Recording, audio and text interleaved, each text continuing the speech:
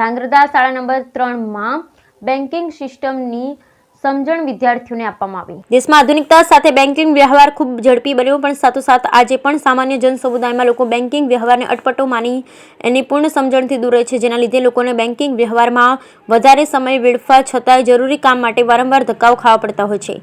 ત્યારે ધાંગ્રધાની શાળા નંબર 3ના શિક્ષકગણ દ્વારા વિદ્યાર્થીઓને પાયાથી જ બેંક વિશે જાણકારી મળે તેમજ બેન્કિંગ સિસ્ટમ કઈ રીતે કાર્ય કરે તેની સંપૂર્ણ સમજણ આપવા રૂબરૂ બેંકમાં લઈ જવામાં આવ્યા।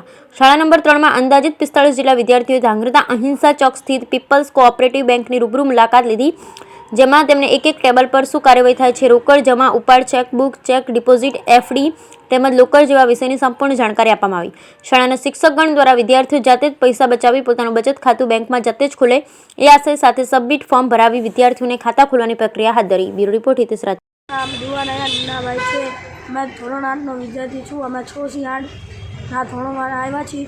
બેંકની મુલાકાત માટે અમને શીખવાયું સાહેબે કે બેંકમાં નાની નાની બાબત ફોર્મ કેવી રીતના ભરવા, કેવી રીતના પૈસા ઉપાડવા એવું સમજાવ્યું છે અમને, અને હવે અમે કોઈ બી બાબતમાં બેંકે એકલા આવી શકીએ છીએ। પ્રાથમિક શાળા નંબર 3ના પ્રિન્સિપાલ હિનાબેન એલ પટેલ બોલું છું।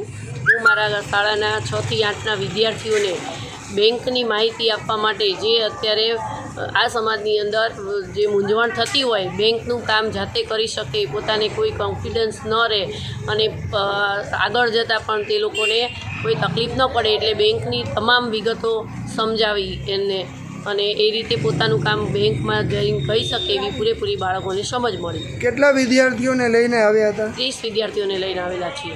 અને કયા વર્ગના વિદ્યાર્થીઓ? 6 થી 8ના વિદ્યાર્થીઓ। મારું નામ હર્ષિતા છે।